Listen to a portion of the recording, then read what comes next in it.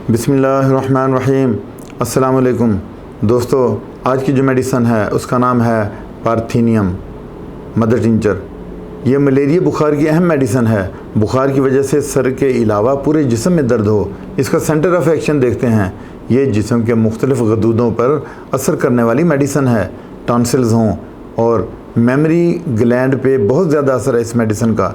जब चुभन वाली दर्दें हों और फिर दर्द की वजह से कान बंद हो गए हों, कानों में घंटियाँ बजती हों, नाक खुश्क हो चुकी हो, नाक की जड़ में शदीद दर्द हो, ग्रीन कलर का कफ निकले, बलगम ग्रीन कलर का निकले और मरीज़ की नाक से लेसदार मवाद खारिज हो और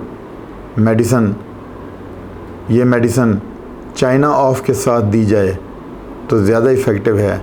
ये मेडिसन दूध पिलाने वाली औरतों में दर्द वाले हैज़ हों तो यही मेडिसन दी जाती है। अब हम इसकी डोज देख लेते हैं। ये 30 पोटेंसी में है तो फिर 3-3 ड्रॉप देंगे, 3 टाइम देंगे, खाने से पहले देंगे। और अगर 200 में है तो फिर हम वीकली देंगे, खाने से पहले देंगे। और फिर अगर मदर टिंचर है तो फिर 15-15 ड्रॉप आधा कप नीम गर्म पानी में, और इसको फिर हम 3 से 4 महीने तक देंगे। अक्सर दोस्त पूछते हैं कि ये मेडिसिन कहाँ से मिलेगी।